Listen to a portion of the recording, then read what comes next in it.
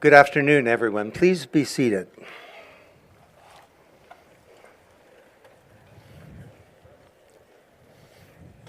I'm Don Tapscott, and I'm the Chancellor of Trent University, and I'm also a proud graduate myself. I've had more than my share of honors over the years, but no greater than to be the first alumni chancellor of this great institution. And I'm actually one of 4 Tapscott boys that graduated from Trent every 2 years. My mom's kind of like a machine, just kept putting them out and sending them off to Trent. And I'd like to begin by giving a heartfelt thank you to Mother Nature for delivering this spectacular day. Mother Nature, you really brought it on. Thank you so much. Although some of you in the audience may notice a couple of little clouds over there, it's kind of upsetting, but just stay calm and it will all be good. Students graduating this week are sharing a special milestone with us because this convocation marks the 50th anniversary of Trent. It's been a great year, and celebrating your graduation is pretty much a perfect way to wrap it up. For 50 years, I sadly say with some experience, Trent has been challenging the way that we think about the world and learning itself. And one of the parts of good news in that is that Trent graduates are in demand. And I know firsthand that as a Trent grad, you are uniquely equipped and prepared for the exciting and challenging future that lies ahead. But the future is not just something to be predicted, it's something to be achieved. And I think, in fact, you will shape it. With your Trent experience, you have the tools to take full advantage of the opportunities around you. And for that matter, to reinvent yourself multiple times throughout your life. This is your moment. It's your time to imagine, to create a life of prosperity, but also a principled life of consequence that's uniquely your own. So heartfelt congratulations to each of you, and I now declare the convocation open.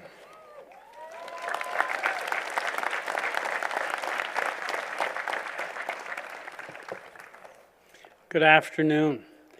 My name is Leo Groark. I'm the President Vice Chancellor of Trent University.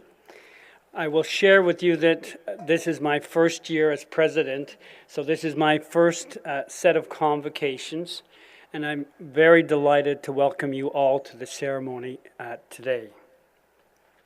I want to wish a special welcome to people who have joined us from different places across Canada and also internationally.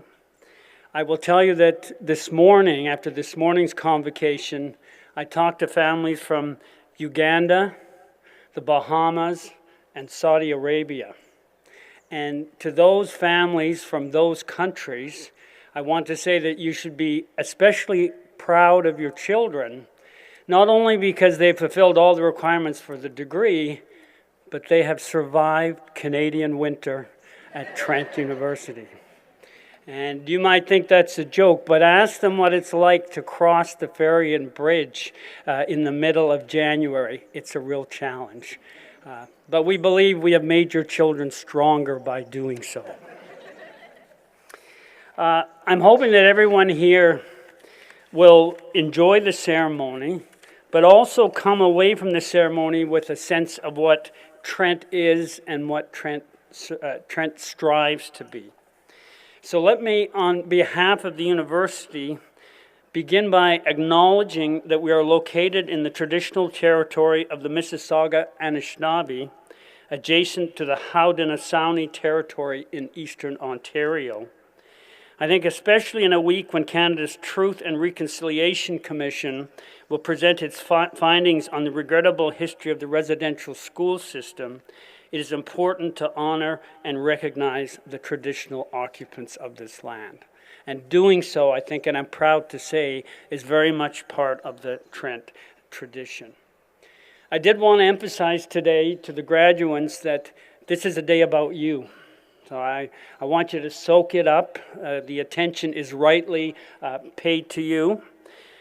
In celebrating your successes, I would say we're also celebrating the successes of the families and friends who have supported you in completing your degrees. I would like to say on behalf of all the rest of us to the graduates, thank you for allowing the rest of us to bask in your glory today. As you leave Trent, I hope you will take with you some fond memories of what Trent is. And one of the things I'm trying to do at Convocation this year is each day to talk about some things that are going on at Trent that will give you some sense of the flavor of who we are. One of them has been already mentioned by our Chancellor, but I will repeat that this is our 50th anniversary. That makes this a very special convocation. I think it means that Trent is established. It's an established institution. It has a fascinating history, and it's something to be proud of. To the graduates, I want you all to know that I expect you to be back here 50 years from now for the 100th anniversary celebrations. Unfortunately, I won't be there with you, but I think you'll have a really great time. I thought I'd also today highlight another development at Trent, and this is that Trent will be announcing this week the formation of 2 new schools at the university. One is the Trent School of the Environment, and the other is the Trent School for the Study of Canada. And I would mention that both these schools highlight particular aspects of the world in which Trent has carved a very special niche. On the environmental side, I'll say if you want one way to understand Trent is to look at my shirt. I will say my shirt has got a lot of comments today. The shirt is green because Trent is green. Green is Trent's color, but it goes much deeper than that. Trent is about the environment, not just about the beautiful environment that you see around you, but it's also an institution that has made its niche in studying the environment and in doing research on the environment. I think it's an exciting time for Trent. I think that as we look to the future, there are great prospects and opportunities for Trent. I would ask our graduates to remember that, to stay in touch. I'd like you to think that when you leave, you're still part of the Trent family, just a different part of that Trent family, the alumni family, which is 44,000 strong. Mr. Chancellor, I now want to call on our Vice President of External Relations, Julie Davis, to introduce today's convocation speaker. Thank you very much.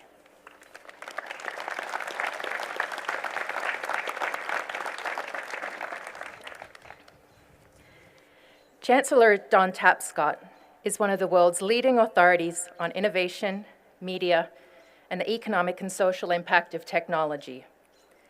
He advises business and government leaders around the world and has authored or co-authored 15 widely read books, including the 1992 bestseller, Paradigm Shift.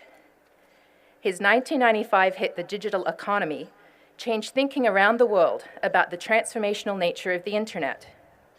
2 years later, he defined the net generation and the digital divide in his book, Growing Up Digital.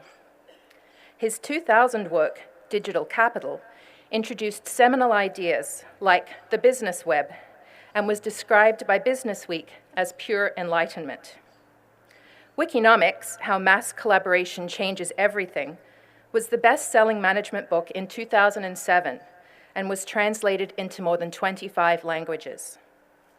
As a university community, we are very proud and pleased that Don is the first Trent alum to hold the distinguished role of Chancellor. Like many of you here, he received his degree at Trent with a major in psychology. I now call upon Chancellor Don Tapscott to address convocation.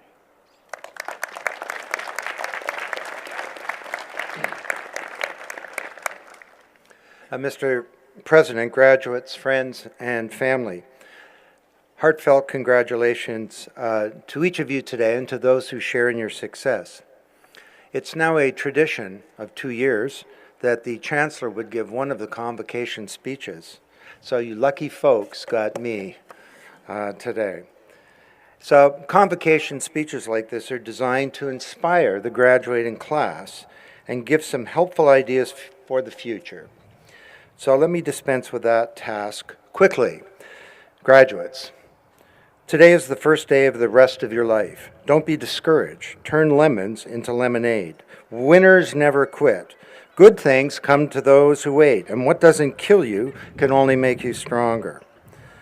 Buy a good suit, and more important, good shoes and a good shirt. It's all about the accessories. Hello. Use sunscreen, brush your teeth, and floss. I can't overemphasize the importance of flossing for dental hygiene and fresh breath. Increase the proportion of vegetables in your diet, and please never show up for a job interview drunk. All right, that about sums it up. Are there any questions? Seriously, Trent has always been a very special place for me. And as I mentioned earlier, Trent distinguishes itself by its focus on collaborative learning, where students are not only passive recipients of information, but work together to test new ideas and concepts. I mean, some concepts like the fine art of essay procrastination, or how many weeks can a person reasonably avoid doing laundry before someone calls the cops? Seriously, I came to Trent because I wanted a personalized and interactive learning experience. And even back then, Trent seemed to provide that. And it was a good choice. At Trent, I wasn't just a passive recipient of knowledge, but I was a co-creator of my own intellectual capacity. Now, you may not know it, but the Trent model of collaborative learning is in stark contrast to models of the past.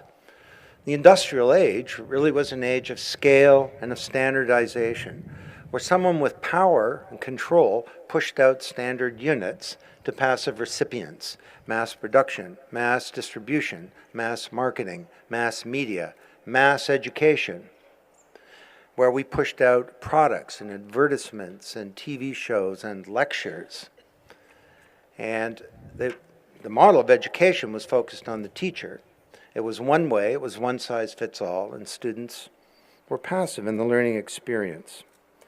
Well, lectures did provide an opportunity for some excellent REM sleep, which has a whole host of important health benefits. I should have mentioned that, but it's some of the more expensive sleep on the market.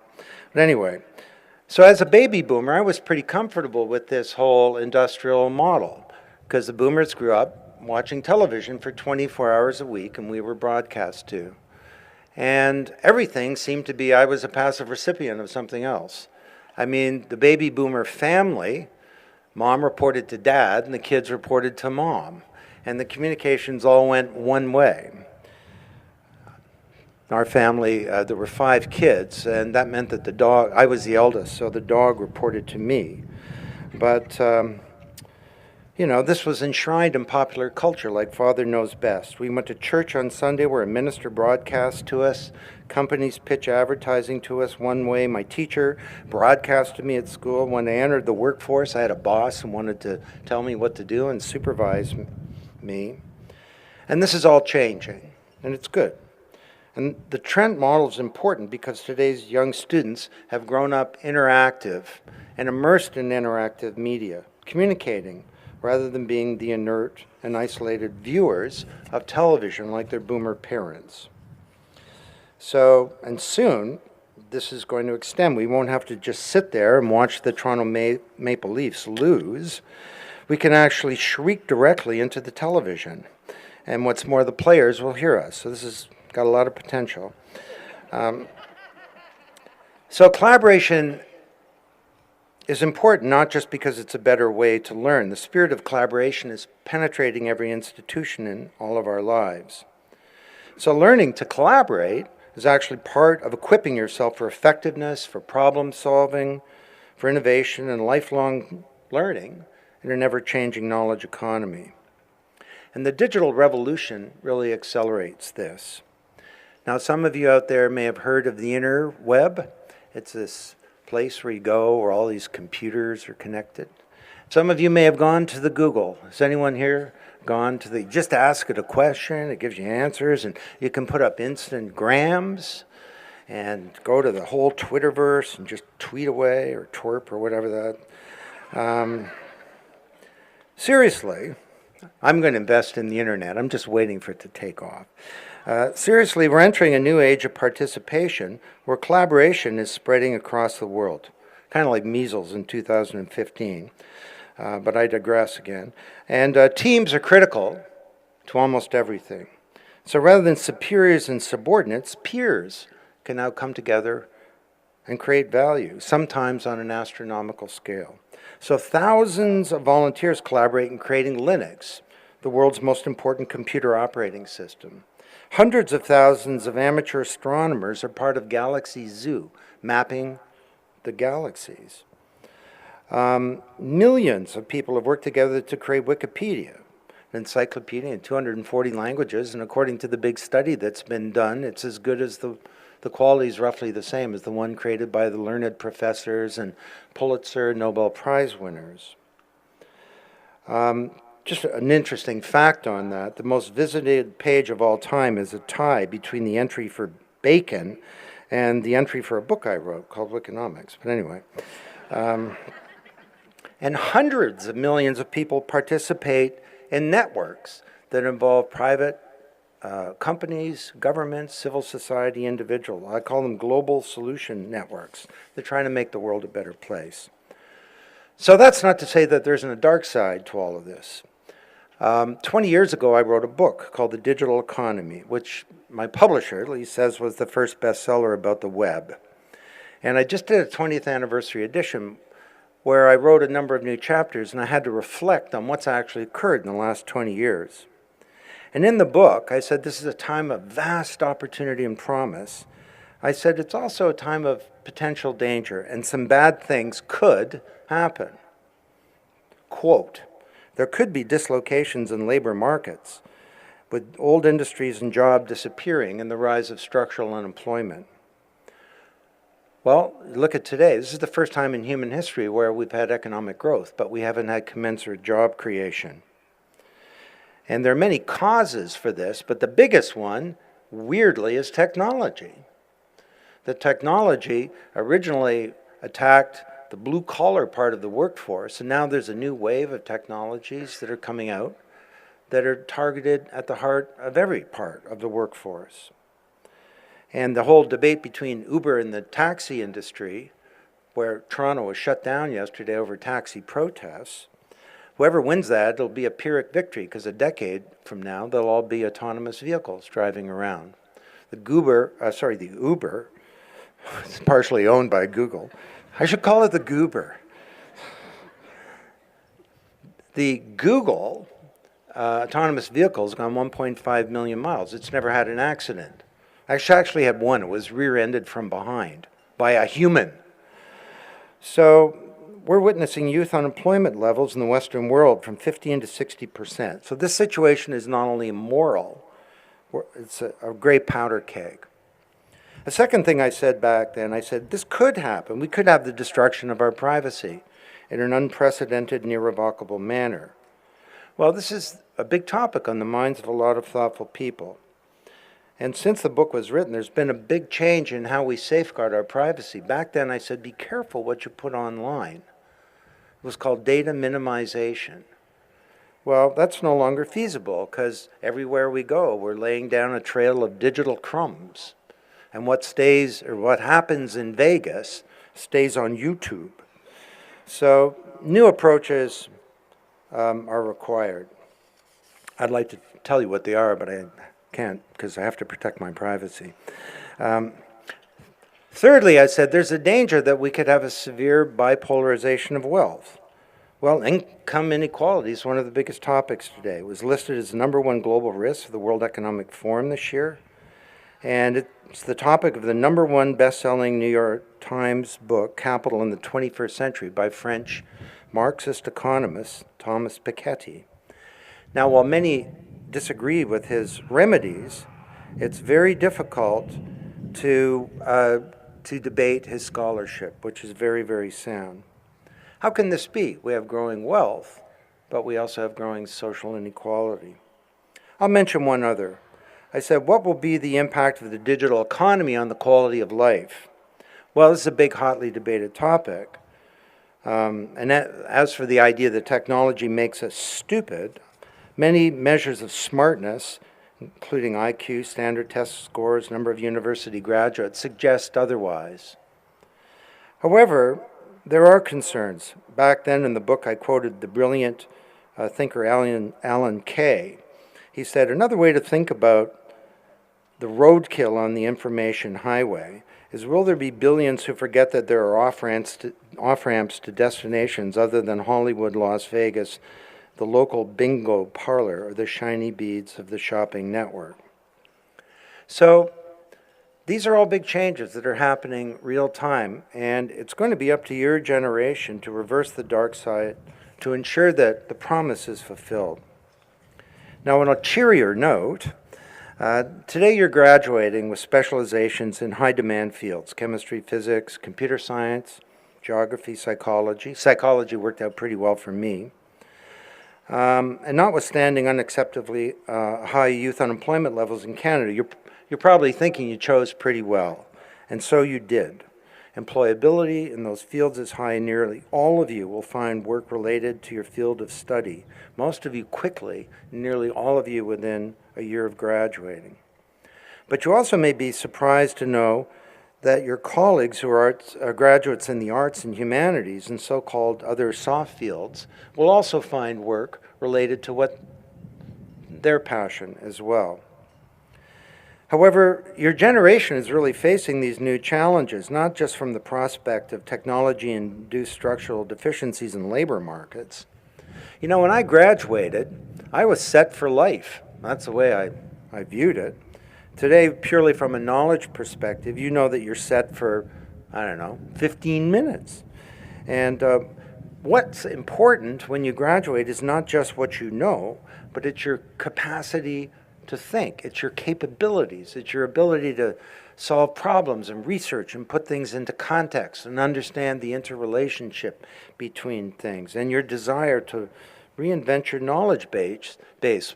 Most recent estimates, you will reinvent your entire knowledge base 7 times in your life. So, very different. We just thought we graduated and you kept up in your chosen field. Some of you, and this is great, will become entrepreneurs or join small companies because collaboration opens up a whole new world of opportunities. See, little companies can now have all the capability of big companies without the main liabilities. I never dreamed of creating a business when I first graduated from Trent, but today many, many young people will do that. And when I became an entrepreneur, it was the best decision I made. Talent can be outside your boundaries now. My daughter co-created a little company called Knixwear. It's reinventing women's underwear. High-tech multitasking underwear. Your underwear should do more. Underwear for the good, don't ask. Anyway, they have a little company of 5 people that's a global manufacturing and marketing juggernaut. And they source their patented technology from Korea, and they have marketing people on the internet. Furthermore, more and more society will create wealth through networks of collaborators rather than industrial age behemoths. A word, by the way, that I learned studying social sciences at Trent. So this is very important, and I would like you each to think about this. It's important for the country because, among other reasons, 80% of new jobs in Canada come from companies that are 5 years old or less. And if we're ever to overcome the so-called jobless recovery, entrepreneurship will be the key. So, wherever you are, I'd just like to ask you to design your life. And I don't just mean your professional life. I didn't have to design my life. Everything was pretty clear. Design your media diet. I didn't have to do that. There are 3 TV stations. One downside of the digital media is it's really causing a breakdown in public discourse, and we can now follow our own point of view. And there's a real danger that you may end up in some little self-reinforcing echo chamber where all you hear is your own point of view. And the purpose of information is not to inform you, but maybe is to give you comfort. Read the newspaper, online or otherwise. Don't just scan, read whole articles. I force myself to read an article from beginning to end every day. Listen to the CBC, or what's left of it, and develop your BS detectors, because there's a lot of BS out there in cyberspace. Live the values of your generation.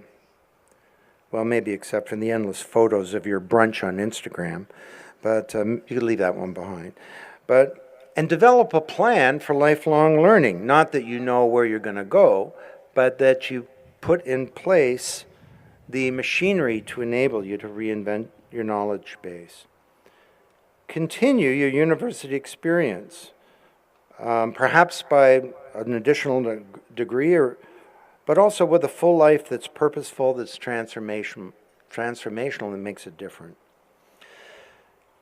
Collaboration is going to affect you in another way as citizens.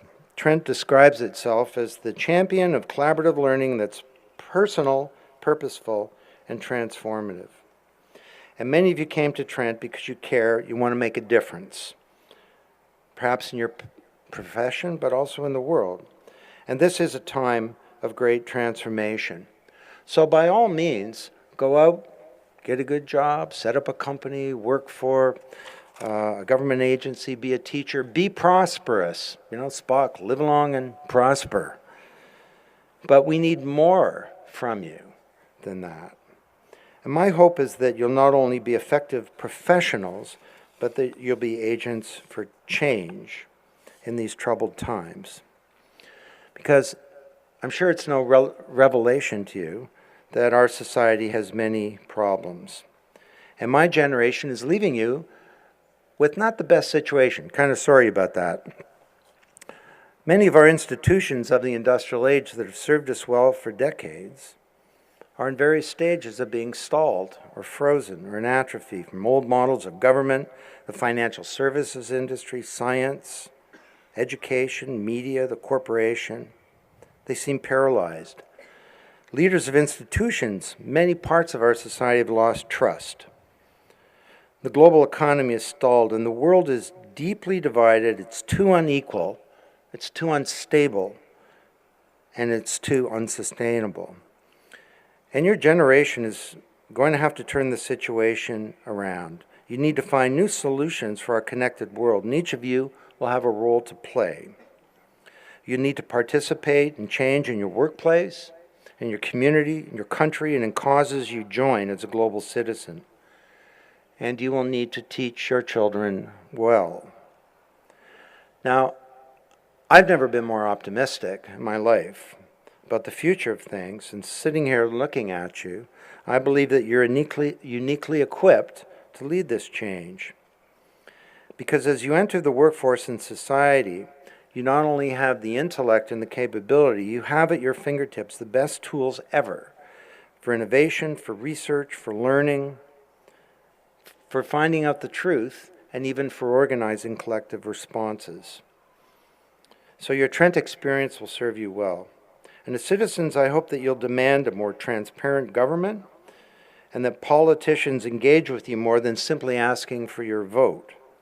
That was the industrial model. You vote, I rule.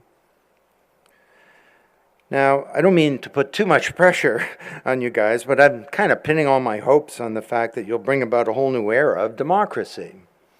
You know, we had a first wave where we created representative institutions, but there was a weak public mandate and citizens were inert. You've grown up interacting and you don't want to be the passive recipient of government, and that's good. Let's move to a second era that's characterized by more transparency, stronger representation, and a culture of public deliberation and of active citizenship.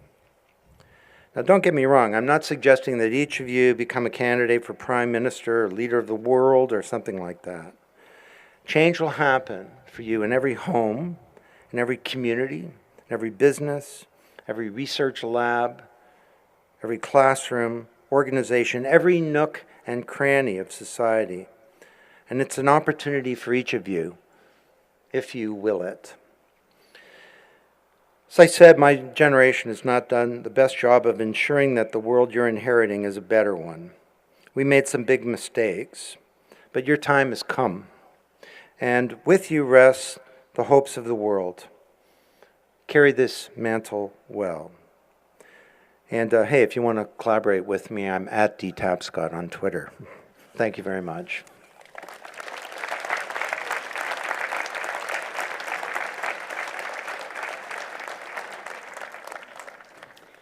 Thank you, Mr. Chancellor, for your words.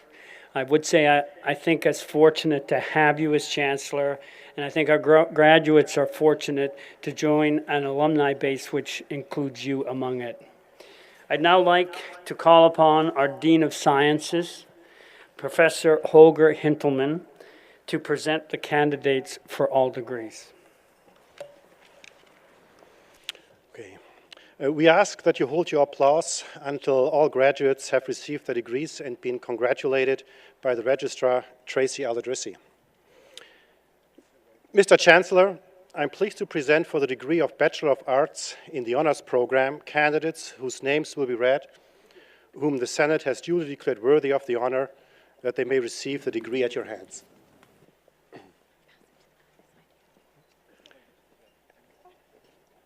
Kelsey Anderson.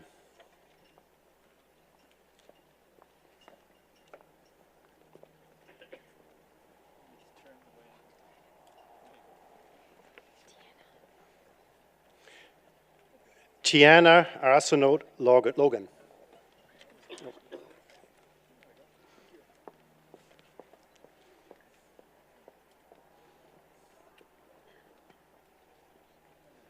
Shannon Nicole Badley.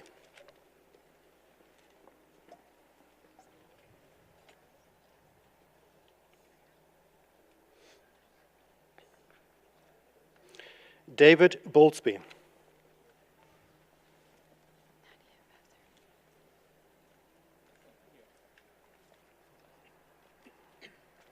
Nadia Bauser.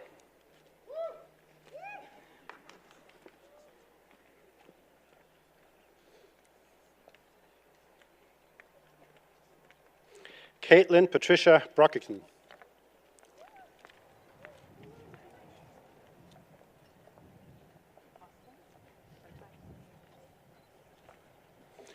Angela Brockwell.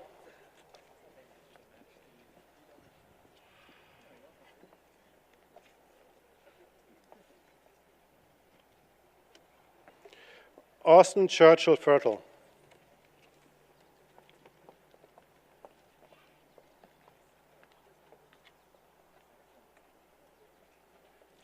Heather Craig.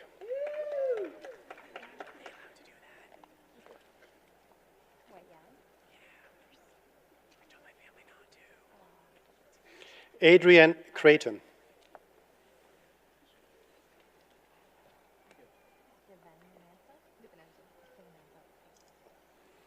Zachary Dadman.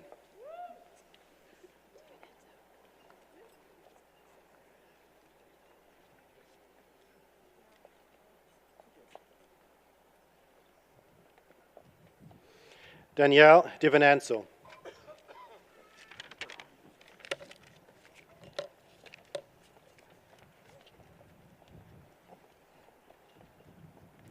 Jody Droppo.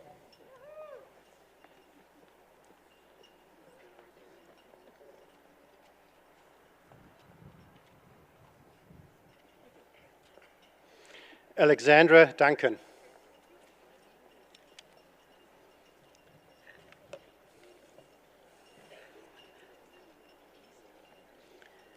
Samantha Allerton.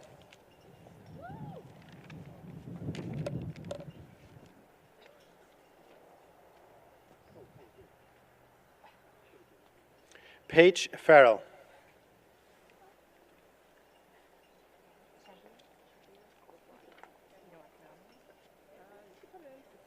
Stephanie Forrest.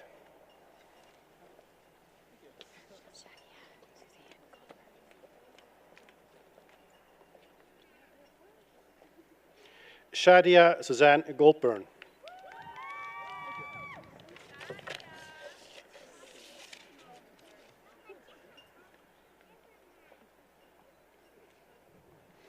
Carla Grantham.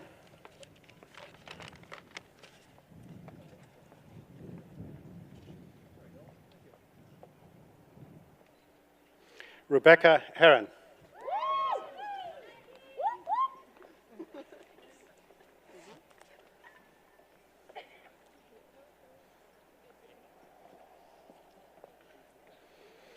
Sarah Ann Marie Hubbard.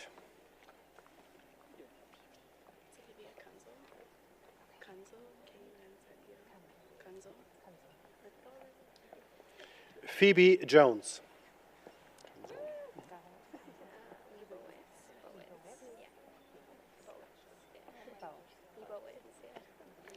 Olivia Kunzel.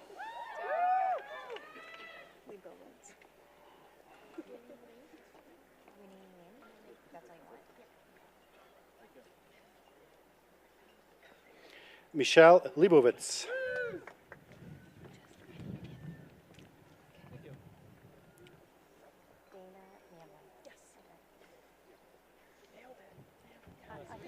Weenie Lynn.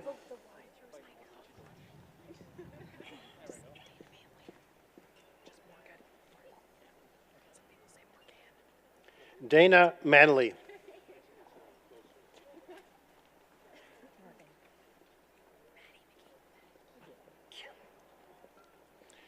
Morgan McConnell.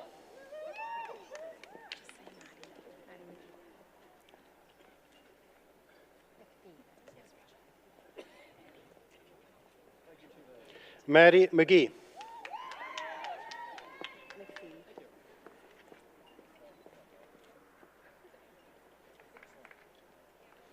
Rachel McPhee.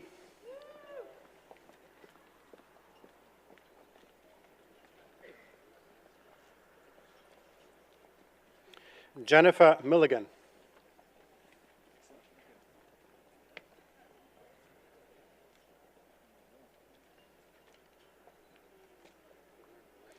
Erica O'Neill.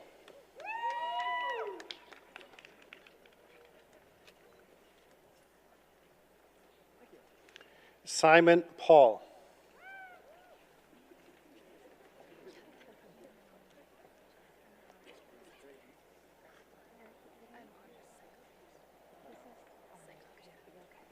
Emma Pearson.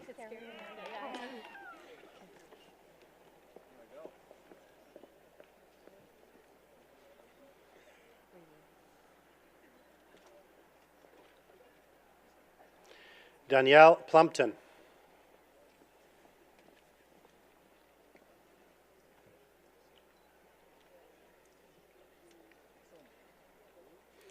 Emily Reevy.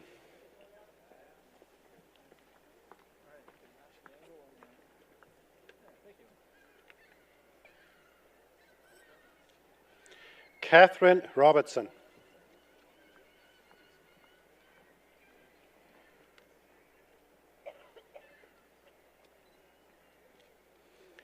Jennifer Elizabeth Sedgwick.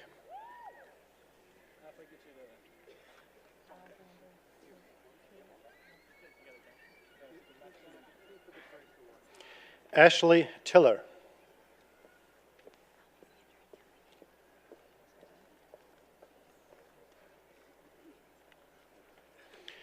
Alessandra Tullio.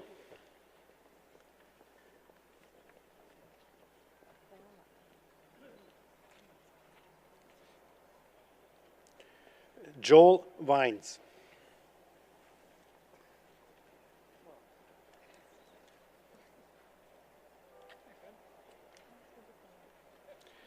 Dylan Wentworth.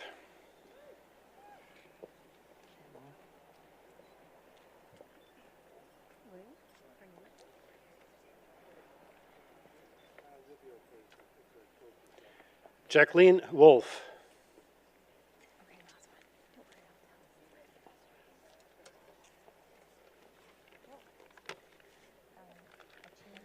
Cornelia Woon.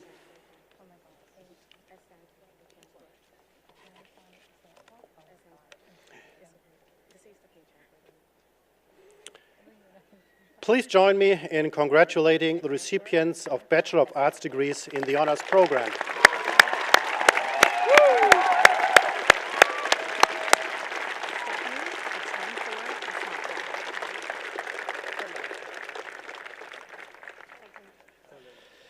Mr. Chancellor, I'm pleased to present for the degree of Bachelor of Science in the honors program candidates whose names will be read, whom the Senate has duly declared worthy of the honor, and that they may receive the degree at your hands. Stephanie Ashemfour Asentiwa.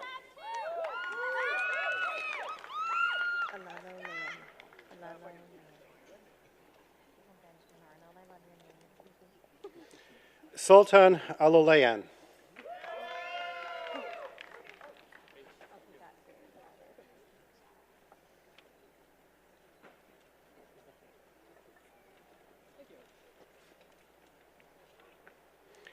Benjamin Arnold.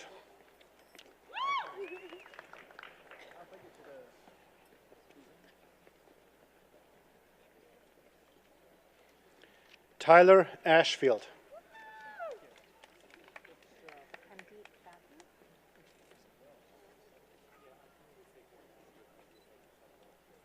Brett Bennett.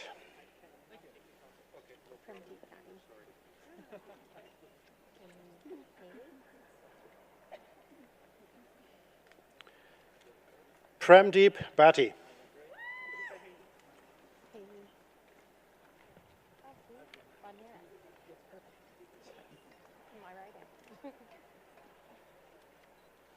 Haley Blake.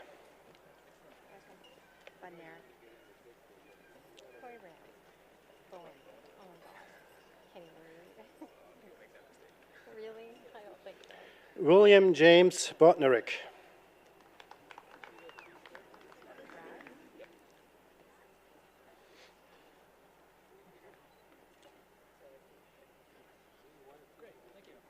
Corey Bowen.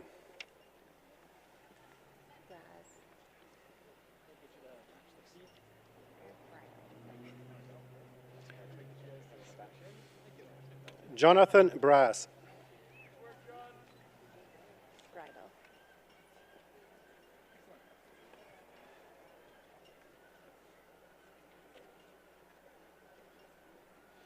Eric Bridle.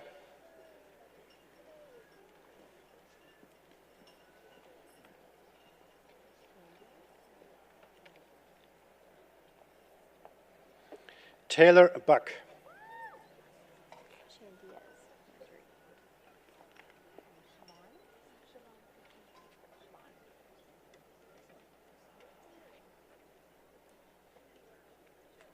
Marjorie Shandias.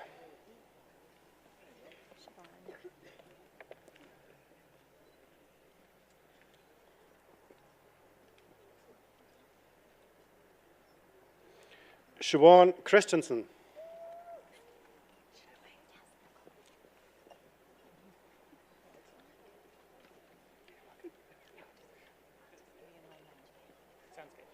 Julia Chrysler.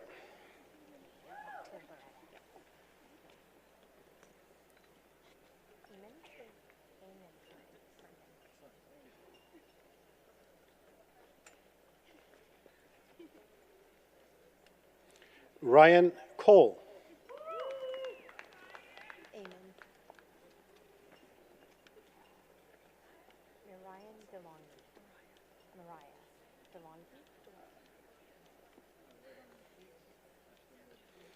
Eamon Corrigan.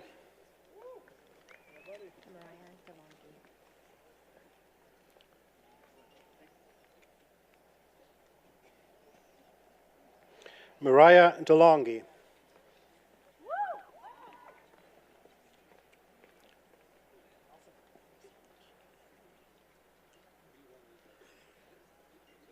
Hannah Donnelly.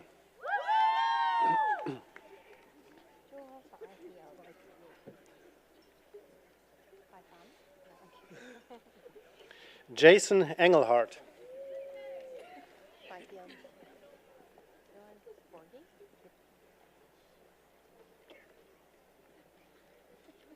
Joel Fifield.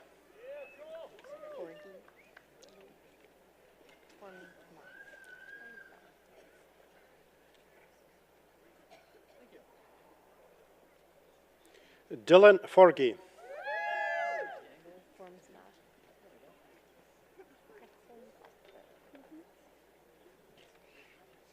Sarah Formsma.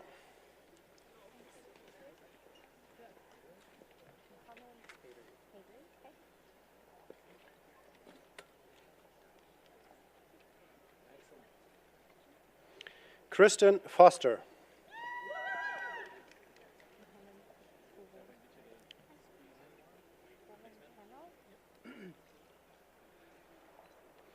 Muhammad Haidari.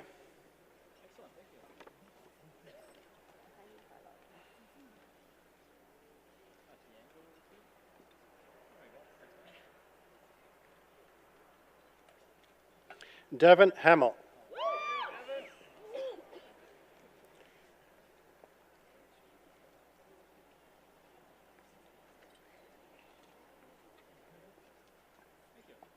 Heidi Harlow.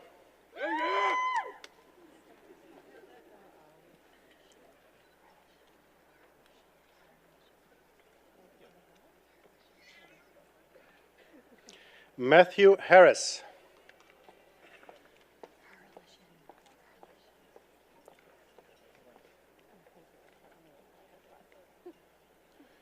Karen Harolishin.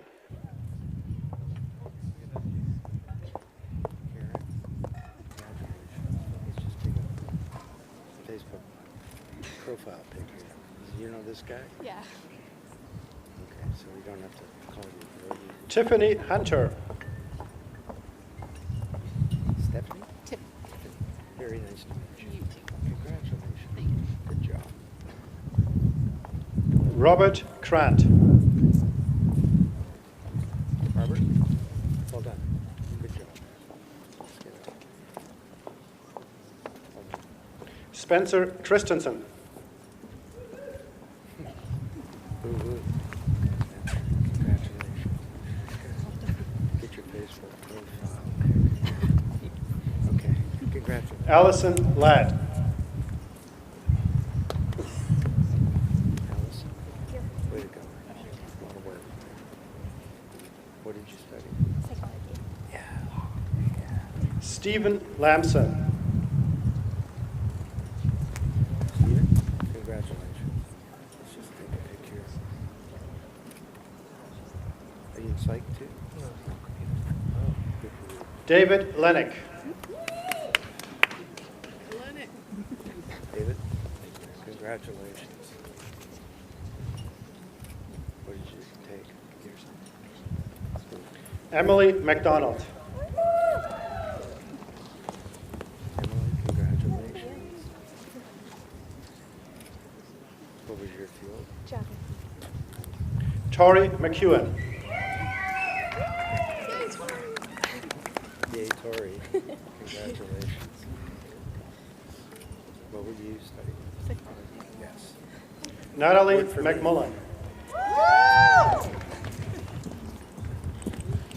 Hi, sir, what's your name? Natalie.